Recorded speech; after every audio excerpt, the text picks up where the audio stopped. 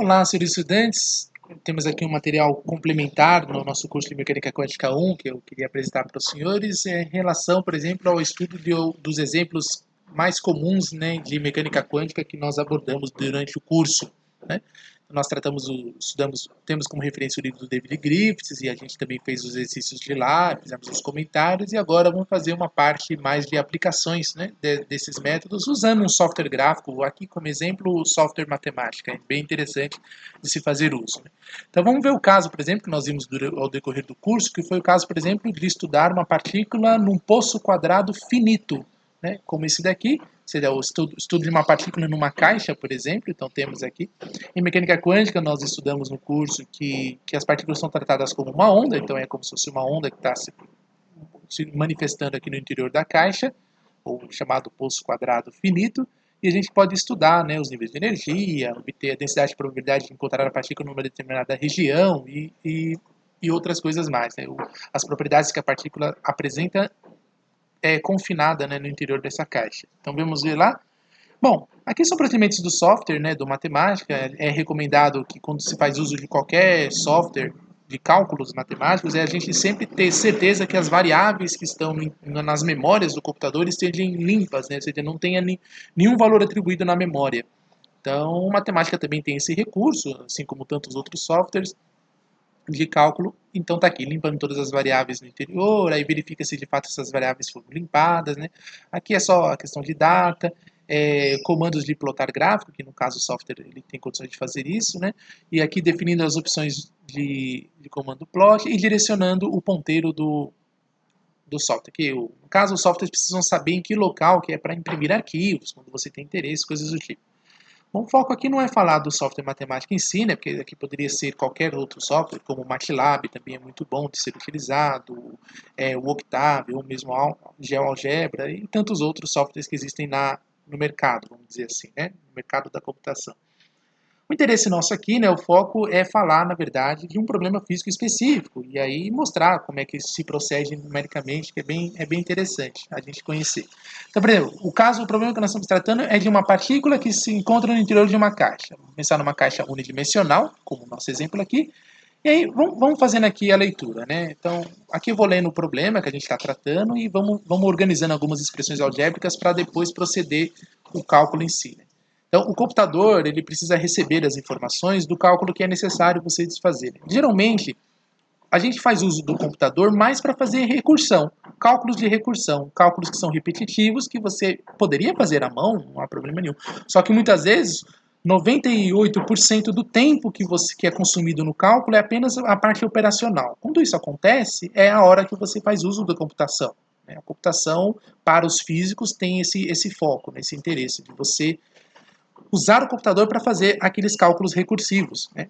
Que você poderia tranquilamente fazer à mão, só que muitas vezes você precisa um cálculo que o computador tem capacidade de fazer em 10 segundos, levaria 1 hora ou 2 horas para fazer manualmente. Então a ideia é essa. Então o computador não substitui, né, o pensamento científico nesse sentido, né? Então pensar na física independe se você está fazendo o cálculo computacionalmente ou não, né? Então o cálculo numérico ele é o procedimento de você resolver o cálculo em si, independentemente de qual recurso tecnológico você vai fazer uso. Então é interessante pensar nisso. Vocês vão perceber o que eu estou querendo dizer aqui ao decorrer desse vídeo, né? Então vamos lá. Aqui fala, a gente tem uma situação onde a gente permite que uma partícula de massa m se mova com energia total E ao longo do eixo x e esteja entre as regiões onde x é igual a zero e x igual a L, né? L vai ser a largura do poço, tá certo? Que a gente viu na figura acima. Aí, duas paredes impenetráveis, tá certo? Então, o que quer dizer isso? A partícula não consegue atravessar a parede da caixa, é uma condição que ele está propondo. Então, a frase que a gente usa, a expressão que a gente usa no caso para fazer o cálculo é dizer que o potencial é infinito para fora da caixa. Então, para fora da caixa, o potencial é infinito, é uma situação que você consegue garantir que a partícula nunca vai atravessar a parede da caixa, né? Porque num potencial infinito não teria condições de fazer isso, tá?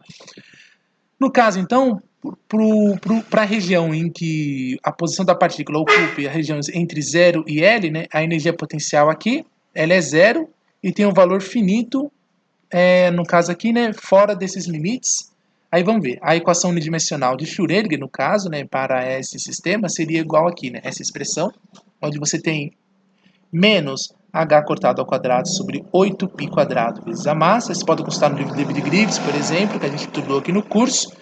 Aqui o operador de energia cinética, escrito dessa forma, aplicado sobre a função de onda só em uma dimensão, x em derivada em x, mais o potencial que a partícula estaria submetido, vezes a função de onda em x, igual à energia que ela tem, vezes a função de onda, vezes a posição. Então está aqui a equação de Schrödinger propriamente dita. Aqui nós temos que a colocação de que a quantidade de h cortado ao quadrado seria igual à constante de Planck sobre o fator 2π, essa é a definição que nós temos. E aqui a gente tem também que a relação envolvendo menos h cortado sobre 2 vezes a massa, a derivada parcial de segunda ordem em relação a x sobre a função de onda igual ao potencial, mais o potencial vezes a função de onda, mais a energia vezes. Então, nós temos aqui a expressão da equação de Schrödinger nesse caso. E temos, né, que o potencial ele é zero, nessa região de 0 a L. Isso é o caso do sistema que nós estamos tratando aqui, né? Tem um poço quadrado finito, no interior dele o potencial é zero. Então, nesse intervalo, nós escrevemos aqui, então, que a equação de Schrödinger fica como só em função do operador de energia cinética igual a menos o fator 2m sobre h cortado ao quadrado vezes a energia vezes a função de onda. Escrever a equação de Schrödinger assim, nós já conhecemos tradicionalmente que é conveniente para resolver a equação diferencial. É vantagem fazer isso. Então vamos lá. Então, partindo da equação de Schrödinger, agora escrevendo dentro do software, tá? Agora eu vou fazer uma matemática entender a equação de Schrödinger que nós propomos aqui acima, ok? Que aqui é apenas um texto que está escrito no software, né? Agora a gente vai ver esse fundo verde, no caso, esse aqui é só um layout, né, que eu estou usando do matemática, na verdade. Então, o fundo verde são dados de input, são os dados de entrada para o software, e os que você vê em fundo amarelo são os dados de saída, tá bom? Então, vamos ver. Que em linguagem computacional seria o output e aqui o input, né, no caso o verde. Então, o input está sendo escrever uma equação diferencial, que no caso é a equação de Schrödinger. Veja, a equação de Schrödinger daqui temos derivada parcial de segunda ordem em relação a x sobre a função de onda. É o que está escrito aqui, atendendo a linguagem do software que eu estou usando. Então, derivada de segunda ordem em relação a x. Isso é igual, tá vendo? Está igual aqui. Na computação, no caso do matemática, tem que colocar o igual duas vezes, que significa igual mesmo, né? Porque esse símbolo, o igual apenas uma vez, significa a atribuição na memória de valor. Tá. Então, ok.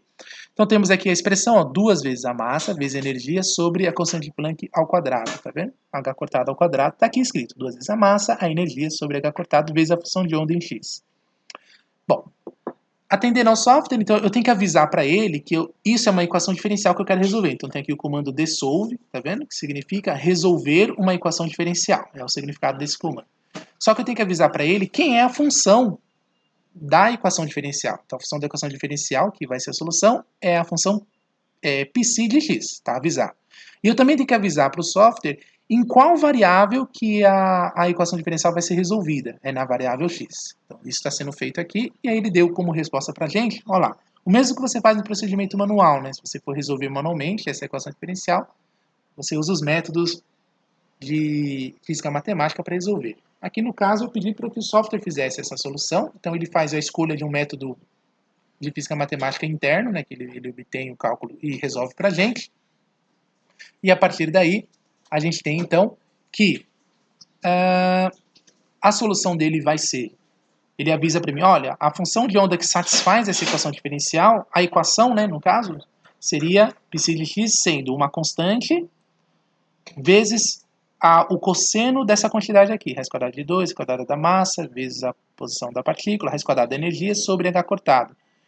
Mais uma outra solução. Ele mostrou duas soluções aqui. Uma outra constante, constante 2, por exemplo, e o seno de raiz quadrada de 2, raiz quadrada da massa, vezes x, vezes raiz quadrada de e sobre h cortado. É verdade isso, também no software está totalmente coerente, porque se eu tenho uma equação diferencial de segunda ordem em relação a x, então só tem de fato duas soluções para ela. Ok? A solução 1 e a solução 2. O procedimento aqui é fazer o quê? Eu pego uma das soluções, que no caso é a solução em função de seno, por exemplo, e escrevo aqui e faço a integração dele de 0 até L, que é a largura do poço quadrado finito que eu tenho aqui, que é a largura da caixa. Com isso, eu obtenho a integral, eu tenho dessa solução aqui, para essa função, porque aí eu posso buscar, por exemplo, termos e obter essa constante C, no caso, que era obtida através da normalização. Ok? Nesse caso, no caso da quântica que a gente está estudando aqui. Então, a gente obtém essa solução para o caso C2, que aí deve ser integrado, né, em toda a região do espaço, que no caso é essa região aqui, e obtém essa quantidade, 1 sobre 4 vezes L, que é a largura do poço, 2 vezes seno, temos essa expressão. Como n aqui é um número inteiro, né, a gente tem aqui que a solução da integral ela é reduzida para, no caso, a expressão aqui L sobre 2, né, então, portanto, nós temos aqui, de acordo com essa expressão, que, vejamos aqui, esse c quadrado seria a tal da constante a ser obtida, L sobre 2 seria igual a 1. Então, a gente impõe que essa solução seja igual a 1. Né? Então, a gente vai dizer aqui que a gente tem, então, que essa constante seria igual, então, a raiz quadrada de 2 sobre L. Né? Então, o cálculo da integral aqui para encontrar é chamada a tal da normalização. Né? Por fim, a gente tem aqui a função de onda para a partícula na caixa, é a seguinte, seria a função de onda em n, raiz quadrada de 2 sobre L, seno de nπ sobre L, x. Né? Então, nesse caso, teríamos essa situação aí para a partícula. A partícula numa caixa, então, no caso de uma única dimensão, a gente tem, então, que esse seria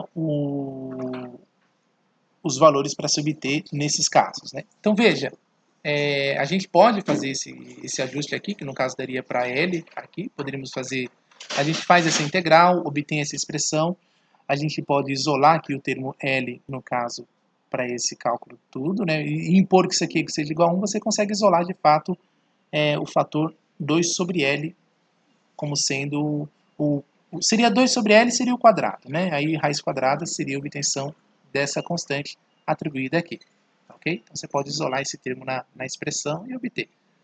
Bom, agora vamos atribuir valores, né, e ver como é que isso comporta. Então, por exemplo, a massa da partícula, que no caso seria o elétron, né, pensando num elétron dentro da caixa, então a massa dele é aproximadamente 9,1093897 vezes 10 elevado a menos 31 quilogramas, tá? A unidade a massa para a massa do elétron, tá? Esses valores você pode consultar no Particle Date Group, né, que é um sistema, que é uma revista que faz a catalogação de todos os dados experimentais dos laboratórios em todo o mundo. Né? Então você pode consultar esses valores lá. Como eles são muito conhecidos, né, você também encontra aí na rede, na internet, de uma maneira bem simples, bem fácil de acessar. Né? E a constante de Planck fica assim, aproximadamente 6,6260755 vezes 10 a menos 34 joules vezes segundos, que é a unidade atribuída a ele. Então a gente faz o cálculo aqui. Né? Para o cálculo a expressão da energia, então, seria igual aqui, né? Para o poço quadrado finito, n quadrado h cortado ao quadrado sobre 8π vezes, 8 vezes a massa vezes a largura do poço ao quadrado. E aqui é uma expressão para atribuir valores, né? Então estou avisando que eu vou atribuir valores para n e valores para a largura do poço, porque isso é só experimentalmente que você conhece esses valores. Né? E lembrando aqui, né, que se para o L, por exemplo, igual a 2, seria uma largura de um poço, por exemplo, a gente teria então aqui a expressão raiz quadrada de 2 sobre L, seno de npx sobre L, seriam as expressões.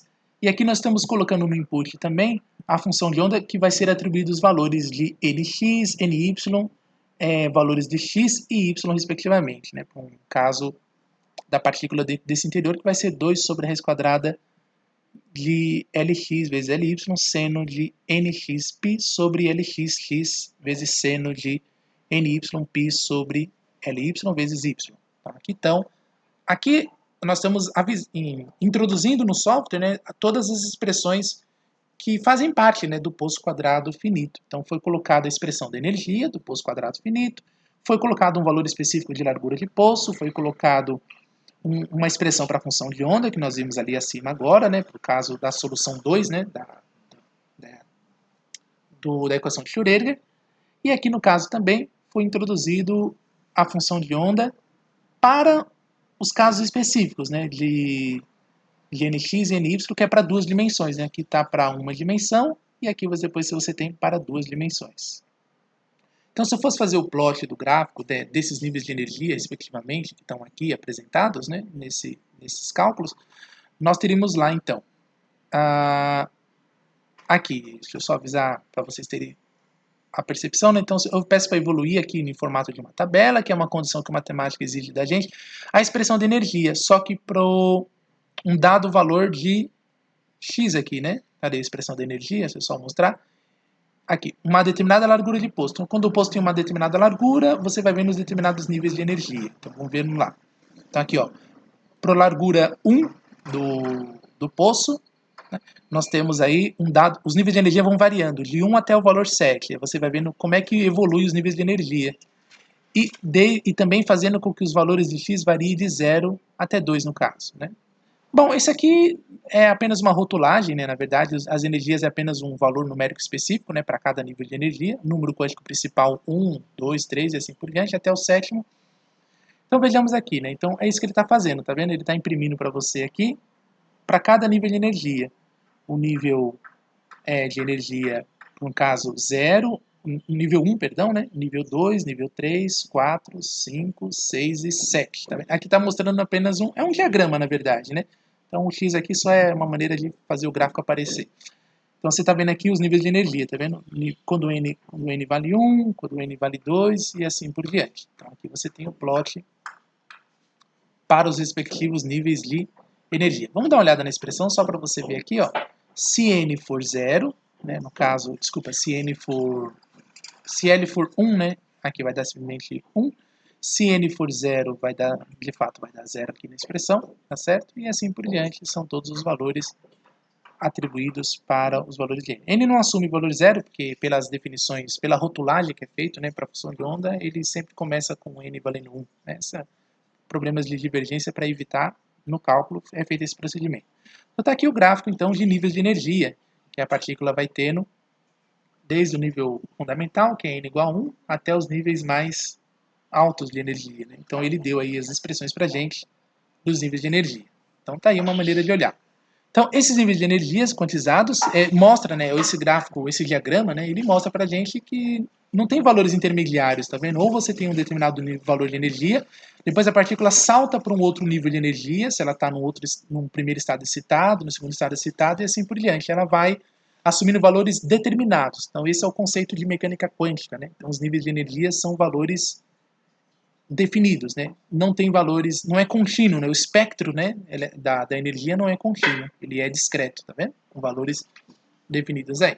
A expressão já mostra isso pra gente, que é discutido no curso. Então, para esses níveis de energia, a gente tem então lá que, por exemplo, quando eu faço plot, no caso, para a função de onda, para um dado valor de nível de energia, para um nível de energia 1, por exemplo, e eu vou correndo aqui os valores das posições da partícula no interior da caixa. Eu pego então aqui a função de onda em si, faço o plot dela, que seria a primeira curva aqui, que no caso vai ser a curva vermelha do gráfico, e aqui vai ser, no caso, a densidade de probabilidade, tá vendo? Que é o módulo ao quadrado da função. Como essa função é real, eu não precisei me preocupar em pôr o comando de módulo aqui no matemática, né? Basta eu elevar a função de onda ao quadrado, não tive essa preocupação. A largura do poço está definida aqui, então x corre de 0 até L, e aqui são comandos apenas de layout do plot, né? Então o gráfico está aqui, né? Ele fica sendo essa curva vermelha é a função de onda para o estado fundamental, para uma partícula que está no interior da caixa. Ela tem esse comportamento, tá vendo? Olha a leitura que você faz, né? A função de onda é 0, tá vendo, na extremidade esquerda, e ela também é 0 aqui na extremidade direita. E isso a própria equação mostra. Isso é importante, porque isso mostra que essa função de onda, ela é integrável, ela é finita na região no infinito, né? Se eu fosse caminhando aqui para valores muito maiores, né? No caso daquela largura do poço, a função de onda sempre está dando 0. E também na região aqui à esquerda do poço, sempre está dando 0. Então a função de onda ela é finita, então ela é integrável. Então ela é normalizável, que é a expressão que eu costumei falar com vocês aqui na discussão dos exercícios e mesmo o professor lá com os vídeos que foram mostrados, né? Bem, e a função de onda aqui no cor azul seria a densidade de probabilidade, que é o módulo ao quadrado da função de onda, tá vendo? Ela tem um comportamento similar, e aí ela vai a 0 também nessas regiões. No caso aqui, a função de onda tem valor máximo aqui bem na metade do poço, tá vendo? Então se o poço tem largura 2, né? No caso aqui que a gente está propondo, né? Largura de 0 a L, o L está valendo 2, tá? Foi definido lá como exemplo. Podia escolher poços de outras larguras, mas esse exemplo está sendo por causa de largura 2. O valor máximo é sempre na metade do poço, tá vendo? Essa é a região mais provável de você encontrar a partícula. Então, tá vendo? A densidade de probabilidade, ela é máxima justamente aqui, no valor 1. Então, quando alguém fala, olha, qual é a região mais provável de encontrar a partícula dentro do poço quadrado finito? É exatamente na metade do caminho, né? Bem no meio da caixa. Okay? Essa é a região mais provável. Aqui está sendo analisado por uma dimensão, tá? Então, estou correndo só, por exemplo, o deslocamento no eixo X. Se você fizer no eixo Y, você vai descobrir que, na verdade, tem o mesmo comportamento, o que eu vou mostrar mais à frente aqui, né? Então, aqui, fazendo a função de onda, né? Aqui está em italiano, porque eu tinha pegado o material aqui na rede, né, que o pessoal tinha feito, mas ele está mostrando que para um dado nível de energia 1, né? Então, aqui nós temos um outro plot, que mostra agora para o nível 2 de energia, né? Então, se eu pensar na partícula no número quântico principal sendo 2, tá vendo? Aqui. A gente tem para a mesma largura de poço, né? Então, a largura fica sendo agora de 0 a L, né? Onde L vale 2. Então, veja, olha agora. Para o primeiro estado excitado da partícula, que é quando N vale 2, a gente tem, olha, como é que é o comportamento da função de onda, que é a curva vermelha, tá vendo? E a densidade de probabilidade, que é a curva azul, tá vendo? Que é o módulo ao quadrado da função de onda, tá aqui também apresentado. Olha agora, eu tenho duas regiões mais prováveis agora de encontrar a partícula, quando eu estou no primeiro estado excitado. A posição que é 1/4, né, da largura do poço, que é 0,5, nessa localidade aqui, e também nessa outra localidade, que seria 3/4 da posição da largura do poço, tá vendo? É a região mais provável de encontrar a partícula. A probabilidade é máxima nesse ponto, 1,5, e também ela é máxima em 0,5. Então agora eu tenho duas regiões mais prováveis de encontrar a partícula, né? Nessa daqui e nessa. E aqui mínimo, né? Agora, exatamente na metade do poço quadrado finito, a região a probabilidade é mínima de encontrar a partícula. Tá vendo? É bem interessante olhar a leitura, né, do que significa esses cálculos. Então, a função de onda agora, ele avisa aqui, a função de onda é vermelha, e a densidade de probabilidade é a cor azul para dados níveis de energia, que foi avisado aí, né? Mas eu acabei já avisando também vocês aqui. Vamos pensar agora para o nível 3 de energia, que seria o segundo estado excitado para a partícula. Módulo ao quadrado, integral aqui. Olha só como é que se comporta a função. Ela varia de 0 até a largura 2. E aqui temos mais regiões prováveis de encontrar a partícula. Agora tem na região de 0,5, na região de 1, tá vendo? Porque, ó, tá vendo? Essa probabilidade aqui, que é a curva azul. Tem a região agora de 1,5. Agora, tá vendo? No meio do poço também é uma região de grande probabilidade de encontrar a partícula. Tem 3 regiões agora. E aí você vai estudando tanto o comportamento da função de onda, que é a curva vermelha, quanto da densidade de probabilidade de cor azul. E aqui tem a função de onda que a gente tem agora para o quarto estado. Tá vendo? A vantagem da computação é isso, tá vendo? Se você ficar fazendo repetidos cálculos manualmente, né, agora eu posso fazer via software, né, apenas para ir enxergando, tá vendo? Para o terceiro estado excitado, que é quando o N vale 4, a gente tem aqui, olha as regiões prováveis de encontrar a partícula, agora fica nessa localidade aqui, tá vendo? Que é o 2,5 que não chegou a aparecer, porque o layout não foi indicado assim. Aqui em 0,75, depois aqui em 1,25 e por fim aqui em 1,75, são as regiões mais prováveis. Vai aumentando, tá vendo, a região de probabilidade de encontrar a partícula quanto mais energia a partícula tiver, ok? Então, estados mais excitados, né? Então, veja só, né? As figuras a seguir, aqui a gente vai ver que a gente ilustra a densidade de probabilidade e um gráfico de densidade no eixo X, né? E também aqui a gente tem que o eixo X é mais expresso para melhor visualização. Então, as parcelas são tais que podem ser comparadas fora a densidade, né? E observe que a curva cinza que a gente tem aqui que corresponde a uma densidade mais alta. Então, vamos ver, ó. Gráfico de densidade, olhando só para as densidades em si. Então, tem aqui a densidade de probabilidade para o primeiro estado excitado. Agora, eu estou separando, né, fazendo um plot somente da densidade de probabilidade. Então, agora a curva azul representa somente a densidade.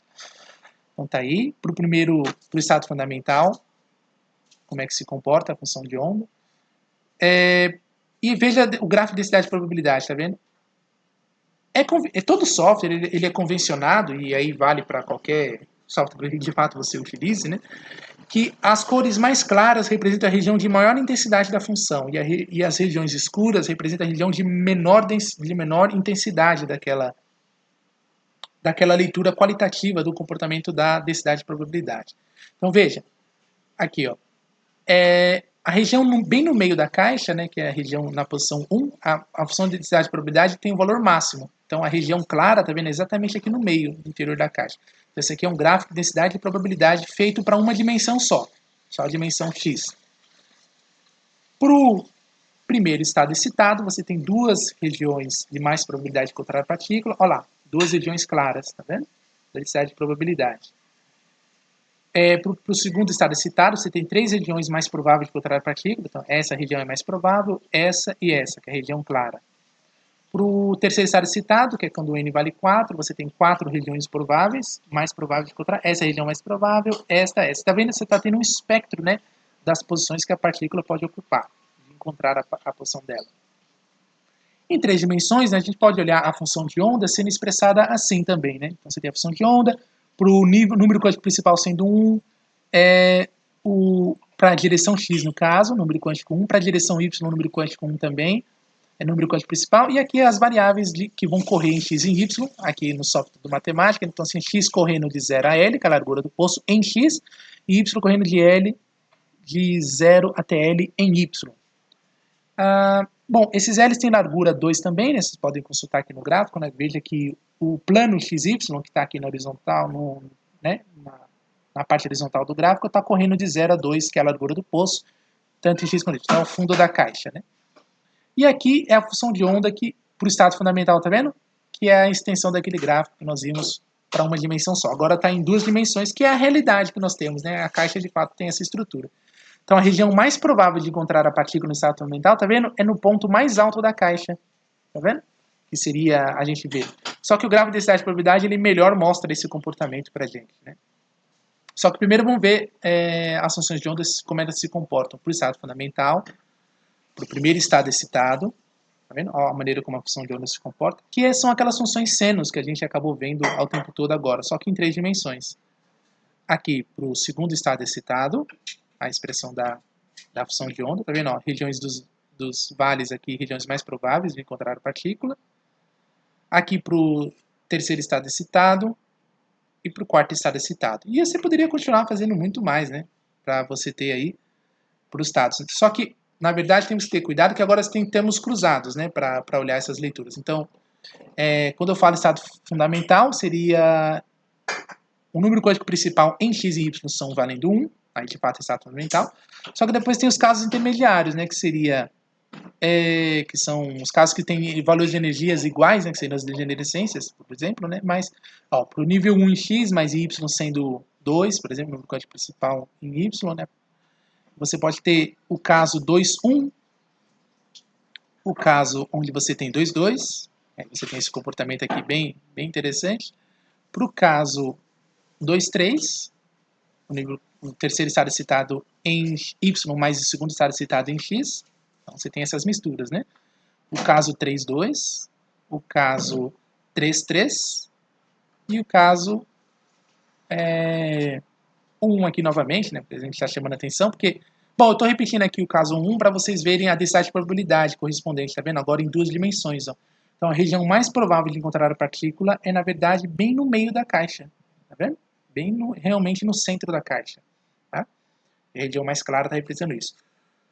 Para o caso onde você tem o primeiro estado excitado para a partícula no eixo x e o segundo estado estado fundamental da partícula no eixo x e o primeiro estado excitado no eixo y, tem esse comportamento, ó, a função, e aí a densidade de probabilidade, para esse caso, fica sendo apresentada dessa forma. Essa é a região mais provável de encontrar a partícula, tem essas duas regiões aqui.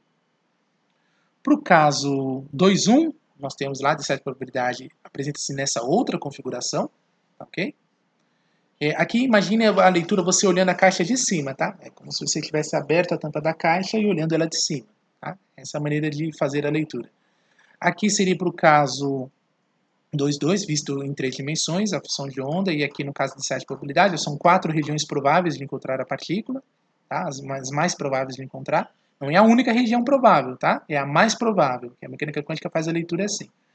Para o estado 3, 3, por exemplo, a gente tem agora essa configuração aqui para a função de onda, e aqui ou no caso, 6, né?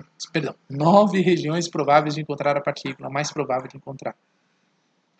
E assim por diante. Então, eu quis mostrar esse vídeo para vocês terem uma ideia, né, de como a gente pode fazer o plot, de de probabilidade, ver como é que isso se comporta, né, no caso aqui da função de onda, e todos esses cálculos que a gente tem aqui, tá bom? Então aqui tem um gráfico de densidade e probabilidade que você pode depois obter, por exemplo, outros observados, a posição da partícula, você pegaria a densidade de probabilidade e multiplicaria por x, por exemplo, né, depois e faria isso de outras formas, tá bom? Então tá aí, esse era o vídeo que eu queria mostrar para vocês, né? Então, e depois eu vou fazer outros materiais complementares que eu vou postar também para vocês darem uma olhada, tá bom? Para ver um pouco do parte numérica, né, de resolver esses cálculos em si, tá bom?